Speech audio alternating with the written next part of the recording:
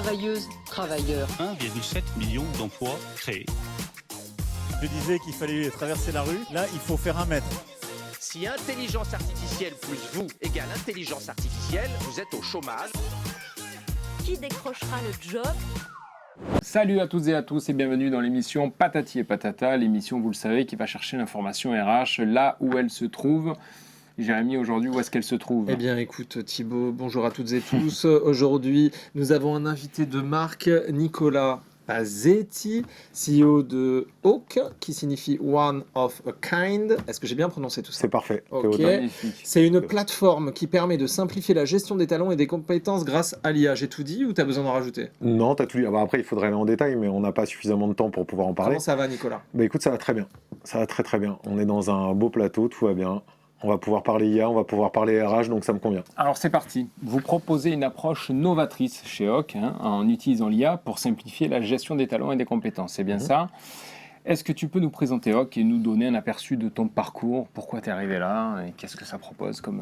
Alors, je te présente mon parcours et après, je te présente Hawk après. Les deux sont liés ou pas ? Les deux Bon. sont liés, les deux sont liés. Allez, C'est ton histoire un peu. Mon histoire. Alors moi, ça fait 16 ans que je travaille dans les RH. Ok. J'ai un background qui n'a rien à voir avec ça. J'ai été amené au Figaro il y a 16 ans par un ami qui m'a coopté. Ok. Et je suis devenu un peu amoureux du secteur. Donc du coup, je me suis développé. J'ai bossé dans les RH au Figaro à Paris. Je suis descendu à Bordeaux parce que maintenant, je suis bordelais. Ok. J'ai monté une petite agence pour pouvoir accompagner les entreprises dans tout ce qui est nouvelles méthodes de recrutement et compagnie. Et surtout, en fait, j'ai essayé d'accompagner les entreprises sur de la nouveauté, de la modernité, pour pouvoir essayer d'appréhender le nouveau marché du recrutement. Et dans ce sens-là, il y a 1 an, j'ai rencontré les équipes de Hawk qui ont monté un outil d'intelligence artificielle qui est là pour, comme vous l'avez dit, simplifier tout ce qui est gestion de données, mobilité interne, strategic workforce planning, Ok. et qui m'a demandé de rentrer dans la voiture pour leur apporter une compétence RH en fait à cet outil. Donc ça tombait super bien parce que c'est des purs ingés, c'est des purs data scientists, D'accord. et moi je pouvais leur apporter l'aspect marché RH que je travaille depuis, donc du coup l'année dernière ça faisait 15 ans que je travaillais depuis 15 ans, et donc du coup c'était une super complémentarité. Et quand j'ai découvert l'outil, donc pour répondre à ta première question, quand j'ai découvert l'outil, j'ai trouvé quelque chose qui était absolument formidable parce que j'ai découvert quelque chose en fait qui permettait de révolutionner le monde des RH, mais je parle des mondes des RH des moyennes entreprises. Parce que les grosses entreprises ont toutes déjà des gros outils qui fonctionnent.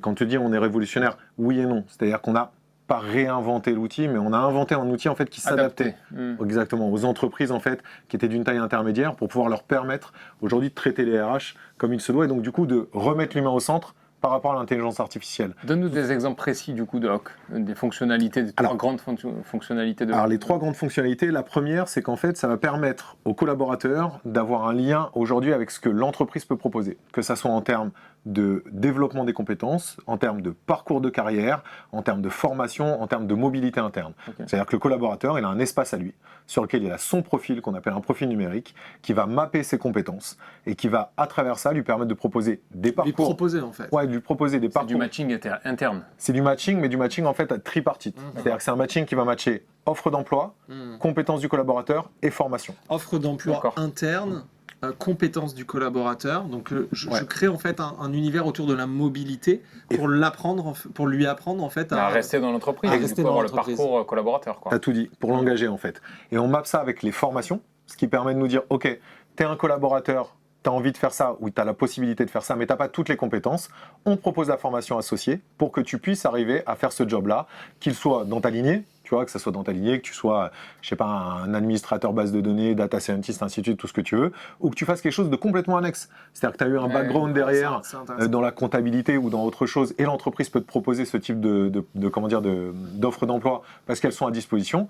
Bah écoute, vas-y, on va te la proposer. On sait que tu n'as pas forcément validé tous les acquis, mais on va te proposer une formation pour valider tous les acquis. Donc ça, c'est le premier point, le côté collaborateur. Le deuxième point, c'est le côté RH. Le côté RH, aujourd'hui, on sait que quand tu es dans une boîte, quand tu es RH d'une boîte de 200, 300, 400 salariés, tu connais pas tous tes collaborateurs. Donc c'est-à-dire que le seul moyen de pouvoir bien les connaître, c'est soit que eux soient proactifs et donc viennent toquer à ta porte, ou que tes managers soient hyper consciencieux, connaissent ultra bien leurs collaborateurs et leur proposent eux-mêmes les évolutions ou te proposent la donnée. Ce qui est toujours un peu tendancieux parce que soit ils sont pas formés, soit ils n'ont pas envie de lâcher leur collab, ainsi de suite. Donc là, du coup, tu as un outil qui te permet déjà de collecter toutes les données et de les analyser et te les donner à analyser en mode voilà qu'est-ce que tu as comme collaborateur qui a telle compétence, voilà qu'est-ce que tu as comme pain dans ton équipe. Tu vois, on a Un outil qui te permet un nuage de mapping des métiers, donc de cartographie des métiers, qui va te permettre de notifier, par exemple, sur ce métier-là de commerciaux, sache que ton équipe, elle a un petit pain. C'est-à-dire qu'il y a une compétence à l'intérieur sur laquelle ton équipe est à moins de 50%. Ça, on va pouvoir l'identifier et on va te le dire. Et toi, en tant que RH, tu vas dire, OK, mon équipe elle est à moins de 50% là-dessus, je vais monter un plan de formation pour pouvoir les développer sur cet aspect-là et donc du coup développer leurs compétences au sein du métier. Donc ça facilite en fait ton travail et ça travaille tout ce que tu disais, l'engagement des collaborateurs, le développement des collabs au sein du développement de l'entreprise. Ok, c'est très clair. Et ce qui amène du coup au troisième point. Le troisième point, c'est le strategic workforce planning. C'est-à-dire que quand tu accompagnes tes collaborateurs dans leur développement pour le développement des entreprises, qu'est-ce que ça donne? Ça donne le fait de, tu as une carte des métiers à date. Tu peux, avec l'IA et le concours des RH, bien évidemment, proposer une carte des métiers à 2, 3, 4 ou 5 ans.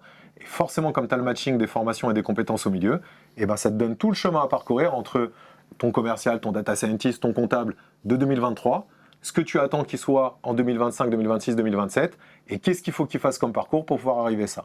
Donc là, on est sur du strategic workforce planning pur et dur. C'est très clair. Voilà. C'est très très clair. Donc des métriques pour l'engagement du salarié, du collaborateur, de manière assez large. Limitation du turnover, engagement collaborateur, prévision. C'est pas à vous que je vais apprendre que le marché de l'emploi est tendu, que c'est compliqué, on est d'accord. Et donc dans un marché de l'emploi... Un petit peu moins ces derniers temps. Un petit peu moins parce que ça se détend, parce qu'on a les effets post-Covid qui commencent aussi à se détendre un peu, on est d'accord. Mais on sait très bien que les métiers vont évoluer et tout. Et le propre, si tu enlèves le côté RH et collab, le propre d'un chef d'entreprise, c'est de prévoir. Ça, c'est aussi un outil de prédiction pour pouvoir se dire où est-ce que je veux aller et comment j'y vais. Et donc, du coup, comment j'amène mes collabs aujourd'hui à demain.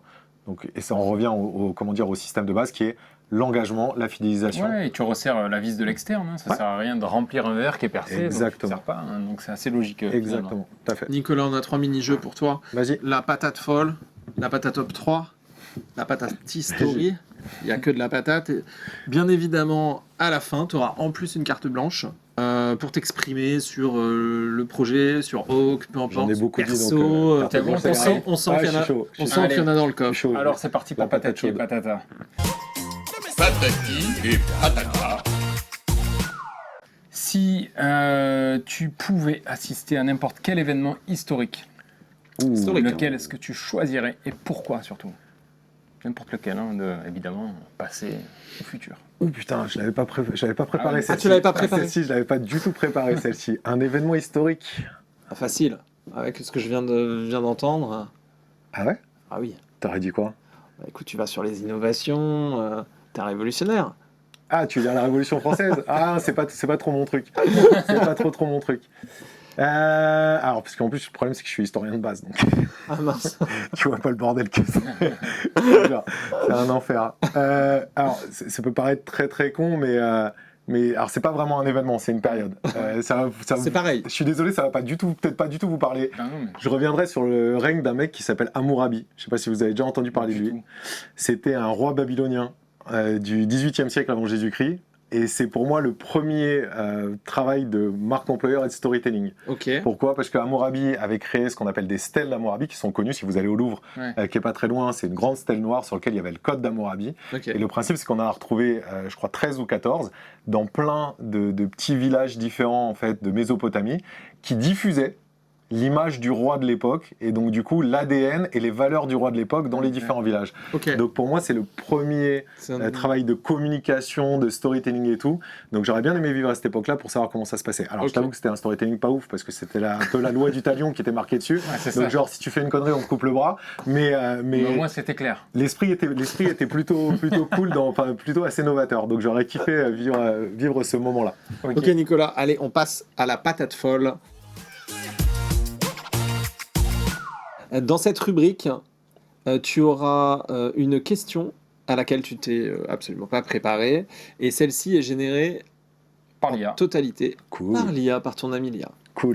Alors, comment envisages-tu l'impact futur de l'IA dans le domaine du recrutement? On la pose pas à tout le monde, hein, celle-ci. D'ici quelques années, allez, on va dire d'ici 2030. Tout le monde se... Très concis et pragmatique. Ouais, si tu avais 2-3 points, à mettre en avant. Alors, je l'envisage comme je l'espère. Parce que forcément, on ne peut pas. Donc j'envisage comme je l'espère. Pour moi, l'IA, c'est ce qui va permettre de remettre l'humain au centre et de l'éthique, en fait, au centre du recrutement. Pourquoi? Parce qu'on le sait très bien, le recrutement, c'est bourré de biais. pas forcément volontaire, hein, parce que les recruteurs ne mettent pas des biais parce qu'ils veulent mettre des biais. Et ce qui m'a plu dans Hawk quand je suis rentré aussi, c'est un petit peu la dimension inclusive qu'il y a dans cette histoire-là. C'est-à-dire que l'intelligence artificielle, en fait, ne réfléchit pas par rapport justement à des biais. Elle réfléchit par rapport à des métriques qui sont des métriques objectives. À partir du moment où elle est bien construite, mais là, on parle d'IA. Pour moi, l'IA dans les RH, c'est de l'IA de compétences, donc l'IA factuelle. Donc, c'est-à-dire que, de mon point de vue, l'IA va remettre l'humain au centre et va remettre vraiment le lien entre la complémentarité, je ne parle même pas des compétences, je parle de la complémentarité des profils dont les entreprises ont besoin avec ce que le candidat collaborateur peut proposer. Donc j'espère, en tous les cas, et pour moi c'est le chemin que ça prend, que l'IA va réussir à faire en sorte de créer les vrais matchs, mais profonds, hein, on ne parle pas d'un match simple, les vrais matchs profonds entre les collabs et les entreprises. Donc du coup, améliorer la société dans son global, parce que on sait très bien, si tu améliores les sociétés, tu améliores la société dans son global. C'est très clair. On bascule maintenant vers notre deuxième mini-jeu, le Patata Top 3. Alors, dans ce deuxième mini-jeu, j'avoue, hein, c'est toujours l'histoire de la patate.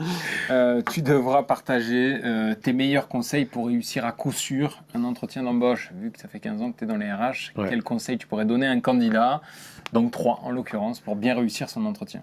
Côté... Sans dire le mot patate. Hein. Ouais, ça va être compliqué, c'est très compliqué. Si tu es fort, tu dois placer patate. Les candidats. Côté candidat. Conseils côté candidat pour bien réussir son entretien. Alors, je vais paraître un peu bizarre, mais bon, déjà, le premier truc pour moi, c'est déjà d'arriver en respectant l'ADN et les valeurs de l'entreprise. Donc, c'est-à-dire ponctualité et surtout ne pas se dire je veux être moi-même, donc je reste habillé comme je suis ou quoi que ce soit. Si on veut intégrer une structure, il faut intégrer son ADN. Donc, si tu es sur une structure qui est un peu plus, on va dire, classique, tu vas venir habiller plus classiquement, ainsi de suite, enfin, des choses comme ça. Essayer de se mettre dans l'ADN de la structure. Si ça ne te convient pas, tu n'y vas pas. Deuxième aspect, pour moi, qui est primordial et qui va un peu à l'encontre de ce que je viens de dire, c'est être purement soi-même en entretien. Parce que si tu n'es pas toi-même en entretien, tu as trop de chances en fait d'arriver dans une boîte qui ne va pas te convenir à un moment donné.